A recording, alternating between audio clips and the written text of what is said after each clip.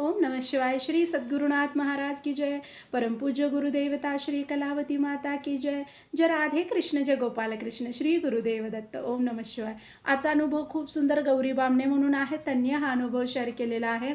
तर ताई म्हणत होत्या 13 वर्ष झालं मी आईंच्या मार्गामध्ये आहे. म्हणजे ऑगस्टमध्ये आता म्हणतात 13 वर्ष पूर्ण होतील, अजून पूर्ण झालेली नाहीत असं त्या सांगत होत्या.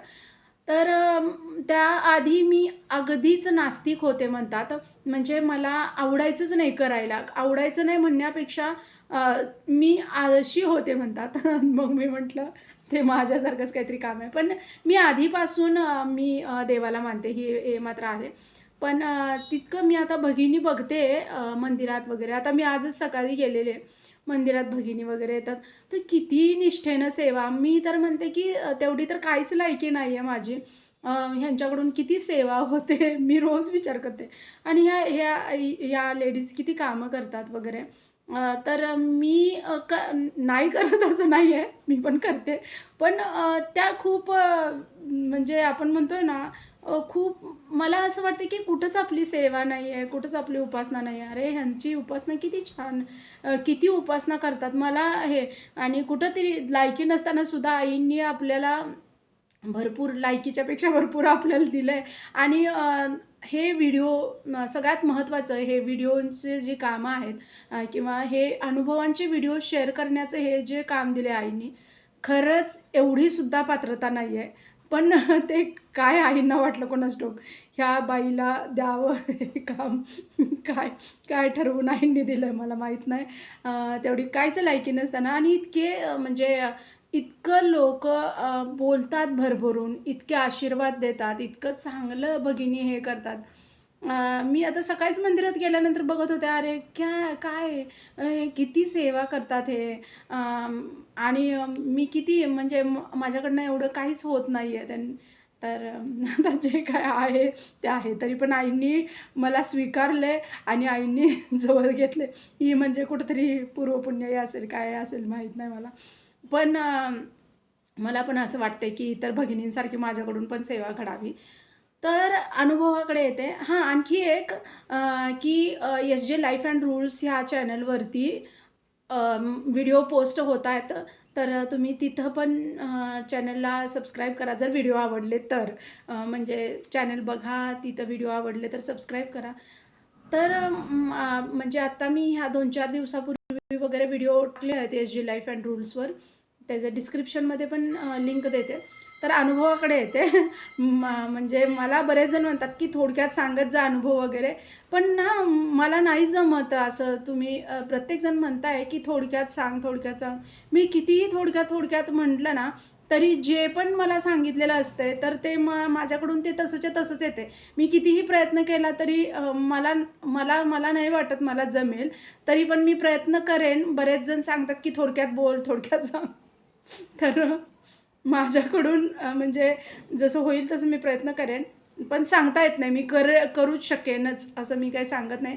ज्या आई करून घेतात एवढी तर माझं तेवढं हे असतं, तर मग मी फार हे केलं असतं. ते त्यांनी जे सांगतात, त्यांनी जे बोलवून घेतात ते मी बोलते. बाकी काहीच नाही आहे बाकी. हां, तर अनुभवाकडे येते. तर ताई म्हणत होत्या की मी कुठं होते? हां, तर त्या हे असं होते सॉरी. तर त्या म्हणत होत्या, की 13 वर्ष होत आली म्हणजे अजून होणार आहेत माझ्या सेवेला. तर त्याआधी मी अगदी नास्तिक होते हां. आणि मला ह्या गोष्टी करण्याचा खूप कंटाळा आणि खूप आळस येत होता, असं त्या बोलत होत्या. तर त्या म्हणत होत्या घरी काय पूजा-पाठ आमच्या घरी ह्यांचं होतं म्हणतात गजानन महाराजांची पोथीसुद्धा होती आमच्या आईच्या पोथीच म्हणतात ना, काहीतरी असंच काहीतरी बोलल्या त्या. माझ्या इतकंसं लक्षात नाही, पण काही चुकलं असेल तर सॉरी, पण गजानन महाराजांची पोथी असंच मला ते म्हणजे माझ्या लक्षात येतंय. तर होती म्हणतात आमच्यात, जे काही असेल ते चरित्र वगैरे काही गजानन महाराजांची काय पोथी काहीतरी, तर त्यांच्या घरी होतं म्हणतात त्या.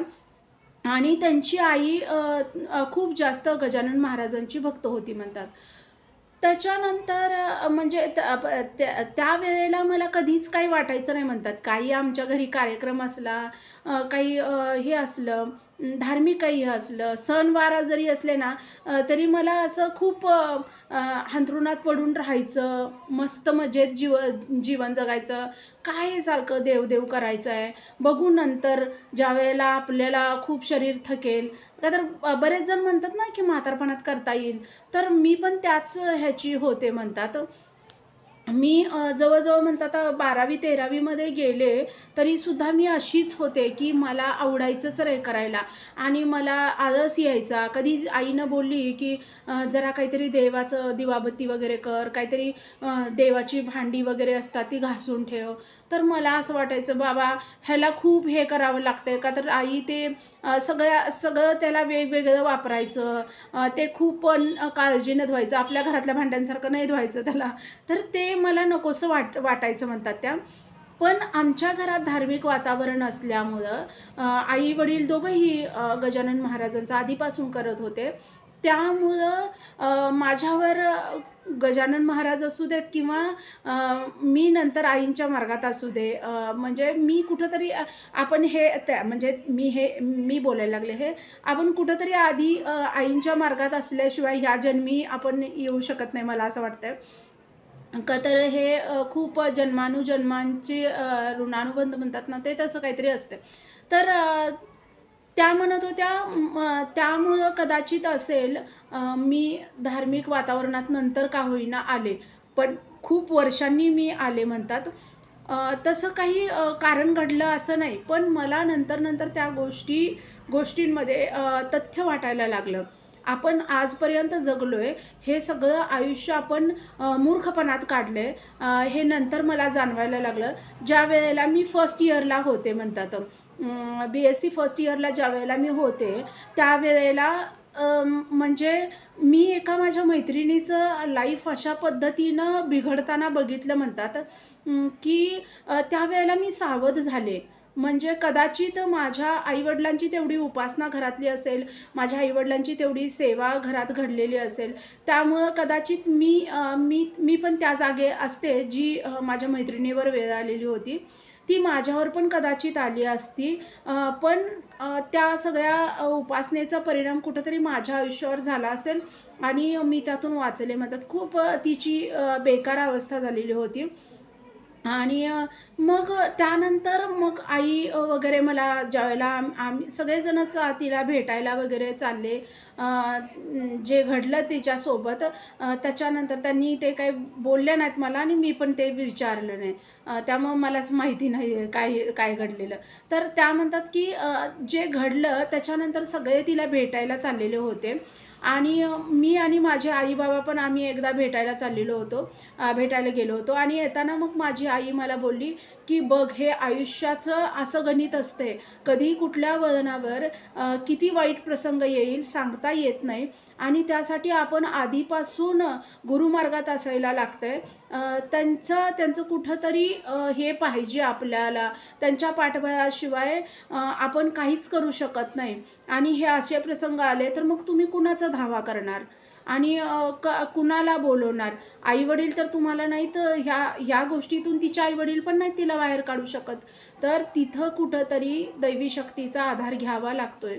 त्याशिवाय तुम्ही संकटातून पार होऊ शकत नाही. असं ज्यावेळेला तर मला ते कुठेतरी जाणवायला लागलं, होय तिची जी अवस्था आहे आता, त्यातून फक्त कुठलीतरी मोठी ताकदच तिला बाहेर काढू शकते. तर मग मला असं कुठेतरी वाटायला लागलं, भीती वाटायला लागली खरं तर म्हणतात त्या आणि नाही काहीतरी आपण पण देवाचं केलं पाहिजे. कुठेतरी विश्वास आपण म्हणतोय ना, तसा विश्वास मला वाटायला लागला. का तर भ्रमात जे जगत होतो ते त्यातून मी बाहेर आले म्हणतात आणि मग मी थोडं-थोडं गजानन महाराजांचं वगैरे मी त्याच मार्गात थोडंसं हे केलं होतं म्हणतात. का तर घरी तेच होतं त्यामुळं तेच माझ्याकडून होत गेलं आणि मी शिकत असतानाच अचानक एक स्थळ आलं म्हणतात आणि माझं अचानकच लग्न जुळून आलं म्हणतात. असं काहीच नाही की माझं लग्न ठरवायचं चाललेलं होतं किंवा माझं काही बाहेर अफेअर होतं असं पण नाही किंवा आई-वडिलांना माझं लग्न लवकरच करायचं होतं असं पण नव्हतं. शिक्षण पूर्ण झाल्यावरच करायचं होतं. पण BSc माझी अजून पूर्ण कंप्लीट झाली नव्हती तोपर्यंतच मला स्थळ आलं आणि माझं लग्नही झालं म्हणतात. आणि का तर खूप चांगल्या पद्धतीनं मला स्थळ आलेलं होतं म्हणतात आणि बघितल्यानंतर त्यांनी लगेच पसंत केलं. वडिलांना वगैरे असं वाटायला लागलं, आता माझ्या पाठीमागे एक भाऊ होता. वडिलांना वगैरे असं वाटायला लागलं, अरे सुशिक्षित फॅमिली आहेत, शिकवतील तिला पुढं आणि ते पण बोलले शिकवतो म्हणून त्यांनी दिलेला शब्द पण पाळला म्हणतात त्या. आणि एवढं चांगलं असताना कशाला आपण नाकारायचं? तर त्यांनी सांगितलं, की म्हणजे त्यांनी आमच्या घरात गजानन महाराजांचं वगैरे बघितलेलं होतं. तर ते बोलले, की आम्ही कलावती आईंच्या मार्गातले आहोत वगैरे. आम्हाला काही हरकत नाही, तुमची मुलगी कुठल्या गुरूंचं करते वगैरे, आम्हाला काही हरकत नाही वगैरे, असं त्यांनी ज्यावेळेला बोललेले होते म्हणतात. तर त्यावेळेला मला असं म्हणजे असं हे वाटायला लागलं, अरे आपण आता नेमकं करायचं तर काय करायचं? हे करायचं का हे करायचं? असं मला वाटत होतं म्हणतात सुरुवातीला. पण ना लग्न झालं आणि मी आईंच्या घरी आले म्हणतात. म्हणजे आईंनी मला लवकर म्हणजे खूप जास्त काळ झालेला नव्हता मी महाराजांचं करायला लागून म्हणतात त्या. पण तो लगेच माझं लग्न झालेलं होतं आणि मी घरात आल्यानंतर माझी एक काकी होती म्हणतात. सख्खी काकी नाही आहे, पण म्हणजे नात्यातली. तर तिनं मला बोललेली होती, जे मी म्हणजे असं विचारत होते ना, आई होती, ते सगळे होते. आता मलाच कळेना की कुठल्या महाराजांचं करायचं का हे कलावती आईंचं करायचं ते. तर तिच्या तोंडून आई बोलल्या असतील, काय झालं असेल माहीत नाही. नवरा जे करतोय ते करायचं आपलं, असं ती सहज बोलून गेलेली होती. आणि मला तुम्हाला सांगू म्हणतात असं काहीच नाही, पण मला ते पटलं, की हां, एकच सगळे जर एकच आहेत, तर मग मी आता इथंच राहणार आहे, तर ह्यांनी करतायत, ते मी का करू नये? त्यांनी कधीच मला असं बोलले नाही, की हे करू नको किंवा हे कर. असं कधीच नाही त्यांनी बोलले म्हणतात. का तर खूप चांगल्या संस्कारात वाढलेले माझे मिस्टर आहेत म्हणतात. खूप चांगल्या संस्कारात त्यांनी म्हणजे माझ्या सासू-सासऱ्यांनी मुलांना पण घडवले आणि आम्हालासुद्धा सुनांना घडवलं. आम्ही तिघीजणी आहे म्हणतात. पण तिघींनाही स्वतः त्यांनी प्रत्येकीला वेगवेगळं घर आहे म्हणतात. एवढी त्यांची प्रॉपर्टी माझे सासू-सासरे आज जर बघितलं कुणी म्हणतात तर कुणी म्हणणार सुद्धा नाही की हे इतके साधे राहणारे आणि ह्यांच्याकडे एवढी प्रॉपर्टी असेल आणि मुलांना एवढं चांगल्या रीतीने ह्यांनी शिकवलं असेल, असं म्हणणार नाही. मलाच कधी-कधी अभिमान होतोय म्हणतात, का तर मी इतकी जास्त चांगली मुरलेली नाही आहे आईंच्या मार्गात अजूनही म्हणतात. पण ते अगदी अभिमान शून्य आहेत म्हणतात. का तर आईंनी भरभरून सेवा करून घेतलेली आहे. त्यामुळं ते खूप आईंच्या मार्गात आधीपासून आहेत म्हणतात. आणि तुम्हाला अनुभव सांगायचा त्यांचा, तर त्या म्हणत होत्या, ज्यावेळेला माझं लग्न झालं त्याच्यानंतर 1, 2, 3 महिन्यातच म्हणतात आमच्या घरी ना वेगवेगळे विचित्र प्रकारची लोकं यायला लागली म्हणतात. म्हणजे सासरीच. वेगवेगळ्या विचित्र प्रकारची लोकं यायला लागली. म्हणजे कधीही सासूबाईंना जी लोकं आवडत नव्हती म्हणण्यापेक्षा म्हणतात ते होतीच त्या प्रकारची. तर ती सगळी यायला लागली. म्हणजे लग्नात आल्यानंतर ती सारखी यायला लागली म्हणतात. मी घरची म्हणजे मधली सून होते. तर मग मोठ्या दिरांचं जे माझ्या लग्न झालेलं होतं तर आणि सगळ्यांना सेपरेट घरं होती. म्हणजे असं कुणाला एकत्र ठेवलेलं नव्हतं. आमच्या सासूबाईंनी पहिल्यापासूनच एकत्र नाही ठेवलं म्हणतात आम्हाला. तर ते मोठ्या दिरांचं लग्न खूप साध्या पद्धतीनं झालेलं होतं. पण माझं लग्न खूप मोठ्या पद्धतीनं केलेलं होतं म्हणतात. आणि जी छोटी आहे तिचं लग्न सगळ्यात जास्त म्हणजे मोठं लग्न केलेलं होतं, शेवटचं लग्न म्हणून. तर मोठ्या दिरांच्या लग्नात कुणाला नाही बोलवता आलं, तर 2 नंबरच्या दिरांच्या म्हणजे 2 नंबरच्या दिरांना 3 नंबरच्या दिरांच्या आणि आमच्या लग्नाला सगळ्यांना बोलवलेलं होतं म्हणतात. तर ज्यावेळेला बोलवलं त्यावेळेपासून ते नातेवाईक सारखे यायला लागले म्हणतात. घरी यायला लागले आणि त्यांनी ना माझ्या सासूच्यात आणि माझ्यात थोडीशी हे करायला, पसरवायला वगैरे सुरुवात केली. का तर नवीन असल्यामुळं सासूबाई थोडे दिवस माझ्याकडेच होत्या आणि म्हणजे माझ्या जावेकडं पण जात होत्या, पण मोस्टली त्या जास्त माझ्याकडेच राहत होत्या म्हणल्या. आणि तर त्या ज्यावेळेला माझ्याकडं होत्या, त्यावेळेला ते नातेवाईक वगैरे सारखे यायला लागले. मग ते ना माझ्याशी इतकं गोड बोलायचे म्हणतात त्या, की मला असं वाटायचं, अरे किती चांगली लोकं आहेत आणि ह्या आपल्या सासूला का असं वाटतं की ही लोकं वाईट आहेत म्हणून. तर त्यांना माहिती होतं त्यांच्या खोडी कशा आहेत त्या. तर त्या तिघी-चौघी होत्या म्हणतात. त्या सारख्या अधूनमधून यायला लागल्या. त्या यायला लागल्यानंतर माझ्या सासूबाई आधीपासून मार्गातल्या असल्यामुळं त्या माहीत नाही सगळे म्हणतात, पण मार्गातली लोकं खूप कमी बोलतात वगैरे, आईंच्या मार्गात असणारी. माझ्यावर अजून कसा काही परिणाम झाला नाही माहीत नाही मला. पण म्हणतात असं तेवढी म्हणजे माझी तेवढी सेवा नाही आहे कदाचित त्यामुळं. तर त्या म्हणत होत्या की सासूबाई आधीपासून खूप कमी बोलणाऱ्या आहेत म्हणतात. तर त्या मला फक्त एवढंच सांगायच्या, ह्या लोकांपासून सावध राहा आणि कधी काय करतील ना नेम लागत नाही यांचा. असं त्या बोलायच्या. म्हणायची, "एवढं तर चांगलं बोलतात, खायला घेऊन येतात. इथं आले की मला काम सारखं तू बस आम्ही करतो." असं करणार. मी म्हणजे काही करायच्या आधी ते जाऊन करून मला हातात ताट आणून द्यायच्या त्या आणि अधेमध्ये दोघी-तिघी मिळून यायच्या त्या. असं करायच्या म्हणल्या. तर मला तर चांगलं वाटायचं. सासूबाईंना जरी खटकलं तरी त्या बोलून दाखवायच्या नाहीत. त्या आपलं आहेतच. ते ठीक आहेत, नातेवाईक आहेत, येतात. त्यांनी या पण म्हणायच्या नाहीत आणि जावा पण म्हणायच्या नाहीत. म्हणजे म्हणजे त्यांच्या वागण्यातून ते जाणवायचं की त्यांना नाही आवडत, पण त्या काही आढेवेढे घ्यायच्या नाहीत, काही बोलायच्या नाहीत त्यांना. आणि त्यांनी हे पकडलेलं होतं, की ही लग्नाला एकदा बोलवले ना, तर आता आपण जायचं, सारखी नाती नाती वाढवायची आहे तिथं आणि मग ते नंतर कशी बिघडवायची ते बिघडवायचं. हे त्यांनी चांगलंच जाणून ठेवलेलं होतं. म्हणजे त्यांनी ते प्लॅनिंग केलेलं होतं. आणि मग त्या सारख्या यायला लागल्या ज्यावेळेला, त्यावेळेला एकदा आम्ही असंच बसलेलो होतो म्हटलं आणि त्यातली एकीनं मला बोलल्या की तुला माहिती आहे का, की तुझ्या सासूचं वगैरे ना लव्ह मॅरेज आहे. तर मला नव्हतं माहिती म्हटलं ही गोष्ट मला माहिती नव्हती, की माझ्या सासऱ्यांचं लव्ह मॅरेज आहे वगैरे. तर होय का ते असं सांगितल्यानं मग कधी बोलल्या नाहीत. हां, ह्या असल्या गोष्टी कशा बोलतील वगैरे असं मग ते थोडं त्यांनी असं हे सांगायला सुरुवात केली. ह्या असल्या गोष्टी कधी सासूबाई बोलत नव्हत्या. पण त्यांना मला पण असं वाटायला लागलं, "अरे त्यात काय लपवायचं होतं? का नाही सांगितलं?" वगैरे असं मला वाटायला लागलं. आणि मग त्यांनी मला ही गोष्ट कळायला वेळ लागली. पण त्यांनी थोडं-थोडं मला माझ्या डोक्यात भरवायला सुरुवात केली, की तुझी सासू वाईट आहे किंवा नवरा पण सगळं आईच्या मुठीतला आहे वगैरे असं. आणि मला काहीच हे नव्हतं, कुठल्या गोष्टींमध्ये बंधनं होतं किंवा मला शिक्षणाला परवानगी दिली नव्हती किंवा घरात कुठल्या गोष्टीची कमी होती. काही असं काही नव्हतंच घरी. आणि त्यावेळी मी म्हणजे अगदी थोडंसं आईंचं करायला लागलेले होते म्हणतात. त्यामुळं सुरुवातीला काही भजनच करत होते म्हटल्या. बालोपासना वगैरे असलं काही मला माहितीच नव्हतं. मी त्यांना आवर्जून विचारलं, "ताई तुम्ही बालोपासना वगैरे करत होता का? म्हणजे आधी वगैरे सुरुवातीला काय करत होता का?" तर बरेच जण म्हणतात, की बालोपासनेचा खूप मोठा अनुभव आहे. तर मी म्हटलं, "बालोपासना वगैरे करत होता?" तर त्या म्हटल्या, "नाही, नाही, मी भजनच पहिल्यापासून." माझे सासूबाई भजन करायच्या, प्रातस्मरण घरी वगैरे करायच्या, मंदिरात पण जायच्या. तर मी भजनच पहिल्यांदा शिकले म्हणतात.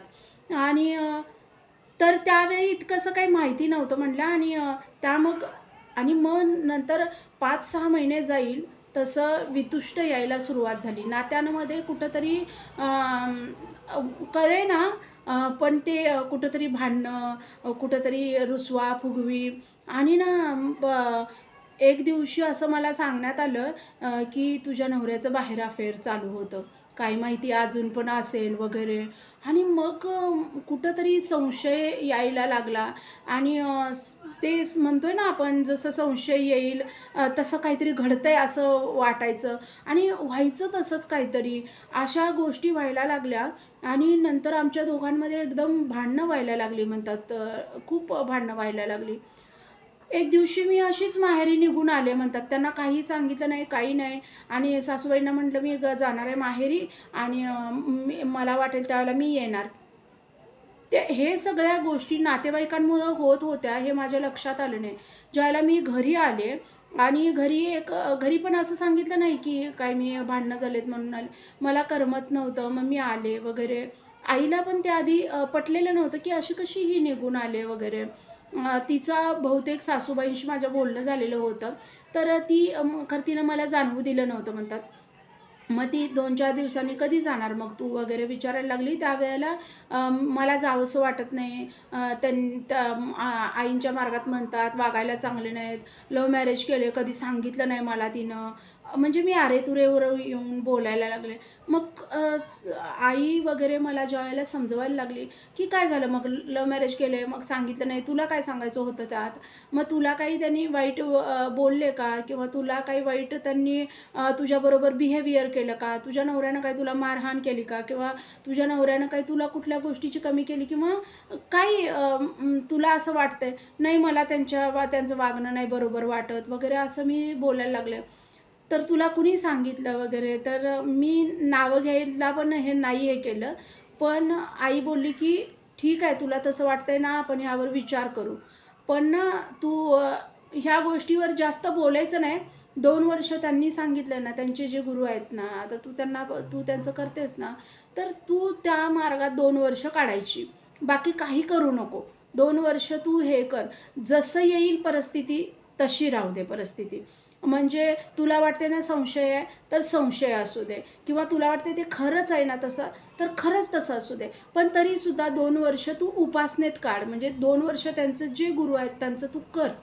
आणि मी जेवढं तुझ्या सासूबाईंशी बोलते, मला ती अगदी चांगली व्यक्ती आहे, चांगली बाई आहे, असं मला वाटते. का तर ती पण एका गुरूंचं करत होती आई. तिनं पण बघितलेलं होतं जग. त्यामुळं तिनं त्यांना ओळखायला चुकली नाही. मी आधीपासून नास्तिक असलेली त्यामुळं मला लवकर त्यांना ओळखता आलं नाही म्हणतात. आणि मग ती आई बोलली, "असं यायचंच नाही घरी. मी तुला आधी सांगते, घरी असं यायचंच नाही. भांडून वगैरे तर यायचंच नाही. 2 वर्ष यायचंच नाही. तू त्यांची जी उपासना आहे, त्यांचं जे आहे, ते तू तिथं करत राहा. आम्ही येऊन तुला अधेमध्ये भेटून जाईल. असं काही नाही की आम्ही तुला सोडलंय आणि आम्ही आम्ही कुठल्याही वाटेल तशा घरात तुला दिलेलं आहे, असं काही नाही आहे. आणि तुझ्या तुला जर वाटतं आम्हाला तुझी काळजी नाही, तर आम्हाला खूप काळजी आहे. आम्ही स्वतः येईन. मी तुझ्याकडे 4-4 दिवस राहीन. जर तसं वाटत असलं तुला, तर मी 4-4 दिवस तुझ्याकडं राहीन. मला नाही वाटत तुझी सासू मला काही आडकाठी घेईल." आणि खरंच तिनं त्या पद्धतीनं सुरू केलं. आणि माझ्या सासूबाईंचं आईचं खूप पटायचं म्हणतात. आणि मग त्यामुळं ती यायची म्हणतात. मग मला बरं वाटायचं. पण ना मला त्या घरात नकोसं जसं वाटायला लागलेलं ना, तसं संशय वाढायला लागलेला होता आणि ते संशयामुळं आमच्या दोघांमध्ये खूप टोकाची बोलणी होत होती म्हणतात. खूप टोकाची बोलणी होत होती. खूप टोकाचं भाषण म्हणजे शब्द वापरले जात होते एकमेकाला वगैरे. हे म्हणतात उपासना चालू होती. मला उपासनेत खंड पडू दिला नाही. मी पण नाही पडू दिला. आईनं सांगितलेलं होतं 2 वर्ष करायचं. जे काय असेल आपण निर्णय घेऊ 2 वर्षानंतर. बघूया काय होतंय ते. निदान 2-3 वर्ष तरी तू कड काढून चांगल्या पद्धतीनं मी चांगली सून आहे म्हणून वावरलं पाहिजेच ना. ह्याचं त्याचं ऐकून नाही हे करायचं. हे ज्यावेळेला आईनं सांगितलं त्यावेळेला 2 वर्ष मग मी उपासना करत होते म्हटलं. तुम्हाला सांगू मला असं वाटत नव्हतं म्हटलं, की माझा परत संसार होईल. मला असंच वाटत होतं नाहीच, ही व्यक्ती नाहीच, व्यवस्थित नाहीयेच. का तर फक्त संशयामुळं ह्या गोष्टी होत होत्या मला. आणि नाही असं नाही, त्यांचं होतं आधीचं अफेअर होतं वगैरे, नाही असं नाही म्हणतात. पण ते लग्नानंतर नव्हतं. पण तरीसुद्धा मी ह्याच्यानुसार संशय घेत होते आणि संशयामुळं ती जास्तीत जास्त भांडणं पेटत गेली म्हणतात. आणि मग नंतर 2 वर्ष सेवेला होत आली. माझी सेवा 2 वर्ष चालू होती म्हणतात. आणि त्या काळात अचानक म्हणजे प्रेग्नंट वगैरे राहीन असं कधी वाटलं नव्हतं मला, की म्हणजे कधी प्रेग्नंट वगैरे राहीन. तर एवढी भांडणं, एवढं क्लेश होता घरामध्ये, तर असं वाटायचं नाही मला की कधी मूलबाळ पाहिजे वगैरे. पण राहिले म्हणतात प्रेग्नंट. ती आईंचीच कुठेतरी मर्जी असेल. आणि प्रेग्नंट राहिल्यानंतर मग असं वाटायला लागलं, "अरे, हे काय आपण करून बसलो." आणि हे काय झालं आपल्याकडनं, आणि ही व्यक्ती आता तर मला काही हे करेल का नाही. का तर ना खूप आमच्या दोघांमध्ये खूप मतभेद व्हायला लागलेले होते म्हणतात. ते सांगण्यासारख्या गोष्टी नाहीत. खूपच वाईट साईट एकमेकांना बोलत होतो म्हणतात. मग त्यामुळं सासूबाई आमच्याकडं राहायलासुद्धा नंतर हे व्हायला लागल्या. त्यांना येऊ वाटेना आमच्याकडं. त्या मोठ्या जाऊबाईंकडे वगैरेच राहायला लागल्या म्हणतात. आणि मग प्रेग्नंट राहिल्या म्हटल्यावर तर सासूबाई माझ्या आईला सरळ म्हटल्या, "तुम्ही येऊन राहा तुमच्या मुलीजवळ, मला काहीच हरकत नाही आहे." आणि आई माझी येऊन राहिली माझ्याजवळ म्हणतात. आणि त्या काळात आई राहिली, सासूबाई अधूनमधून येत होत्या म्हटल्या. आणि त्या काळात काय माझ्यात बदल झाले मला माहीत नाही म्हणतात. पण ते जे 9 महिने मी जी सेवा परत म्हणजे मी घाबरून जास्त सेवा वाढवलेली होती म्हणतात. आई म्हणायची हे दिवस म्हणजे खूप महत्त्वाचे आहेत. ते बाकीची भांडणं वगैरे ह्या सगळ्या गोष्टी ते बाजूला ठेव.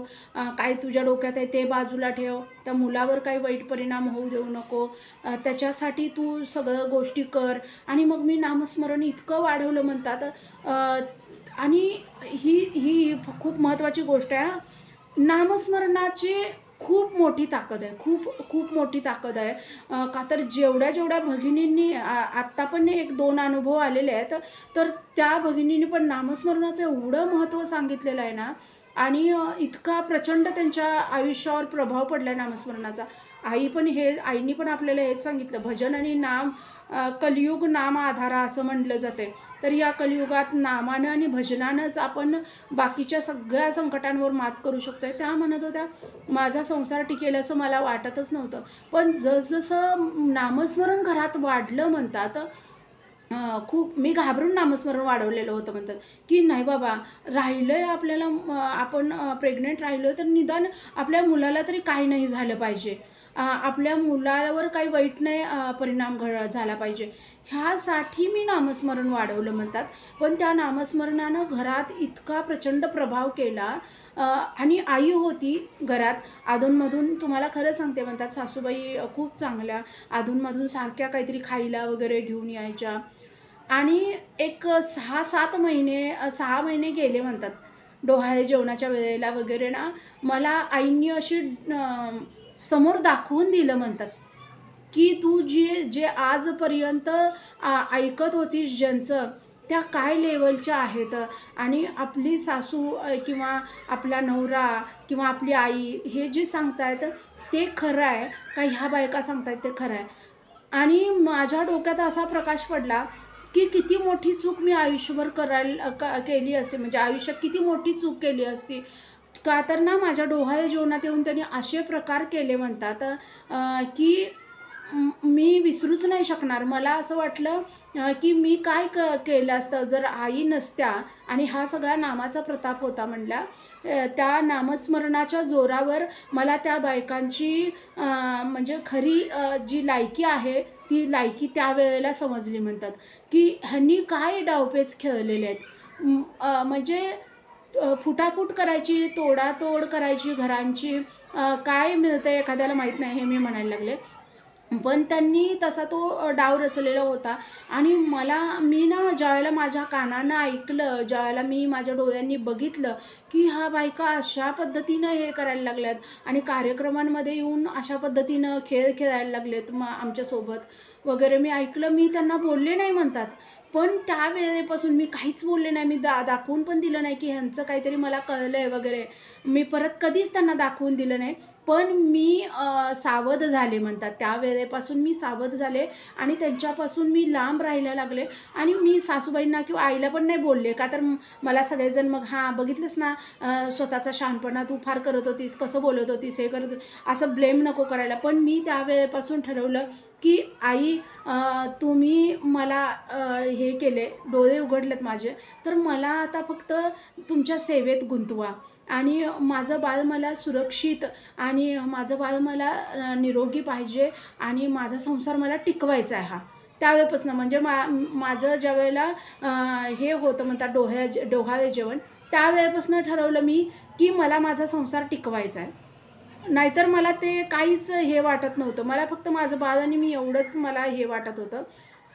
पण त्यावेळेपासून मी ठरवलं की संसार पण टिकवायचा आणि मी माझ्यात स्वतःत बदल करत गेले म्हणतात. मी बदल करत गेले म्हणजे आईनी ते करवून आणले असं म्हणत होत्या ताई. आईनी माझ्यात ते बदल करवून आणले. मी जवळ पुढं पण म्हणजे एकदा बिघडलेली जी नाती असतात ती म्हणजे नीट व्हायलासुद्धा खूप वेळ लागतो आहे म्हणतात त्या. म्हणजे ह्या बायकांमुळे इतकं माझं नवऱ्याचं नातं बिघडलेलं होतं म्हणतात. पण मी ना गोड बोलून 1.5-2 वर्ष गेले पुढं म्हणतात. म्हणजे मुलासाठी सगळं करायचे ते माझ्यासाठी पण कर्तव्य जे असतील ती करायचे. नाही कर्तव्य करत नव्हते किंवा काही हे करत नव्हते असं काही नाही. मला वेगवेगळी चांगली चांगली पुस्तकं पण आणून द्यायचे वाचायला. खूप काळजी पण करत होते त्या काळात. पण ना आपण म्हणतो ना एक प्रेम किंवा एक जिव्हाळा तो कुठेतरी कमी पडत होता हे म्हणजे जाणवत होतं पण म्हणल्या त्या. पण मग मी माझ्या भजनाच्या ह्याच्यातून मी आईंना प्रार्थना करत गेले आणि 2 वर्षांनी माझं खरंच म्हणजे माझं बाळ पण मोठं होत गेलं आणि 2 वर्षांनी माझ्या मिस्टरांचे आणि माझे नातंसुद्धा एक वेगळ्या पद्धतीनं स्थिर स्थावर होत गेलं म्हणतात. ते फक्त आईनं मला जर बोलली नसती की 2 वर्ष उपासनेत घालव, तर कदाचित माझा तो संसार त्यावेळेला टिकलासुद्धा नसता. आई मला बोललेली होती की "तू 2 वर्षांनी बघूया आपण. नाही 2 वर्ष 2-3 वर्ष तरी तू कड करून संसार तरी करून दाखव. बघूया आपण 2 वर्षानंतर." पण त्या 2 वर्षातच आईंनी असं काहीतरी केलं, की मला मूल होणार आहे, तर मला राहिलं पाहिजे आणि ती त्या काळात आई पण आली. सगळ्या गोष्टी घडत गेल्या. आईंनी इतकी उपासना करवून घेतली आणि त्याच्यानंतर 2 वर्षांनी खरंच माझे म्हणजे ज्या पद्धतीनं मला अपेक्षित होतं, त्या पद्धतीनं माझा संसार सुरळीत चालत गेला. त्याच्यानंतरचा सगळा प्रवास आईंच्या भरवशावर आणि आईंच्या चरणाच्या कृपेवरच त्याच्यानंतरचा सगळा प्रवास चालू झाला आणि आजपर्यंत तो चालू आहे असं ताई म्हणत होत्या. तर असे छान छान अनुभव सगळ्यांना येऊ देत. व्हिडिओ आवडला तर लाईक शेअर आणि सबस्क्राईब. श्री सद्गुरुनाथ महाराज की जय. परमपूज्य गुरुदेवता श्री कलावती माता की जय. जय राधे कृष्ण जय गोपाल कृष्ण. श्री गुरुदेव दत्त. ओम नमः शिवाय.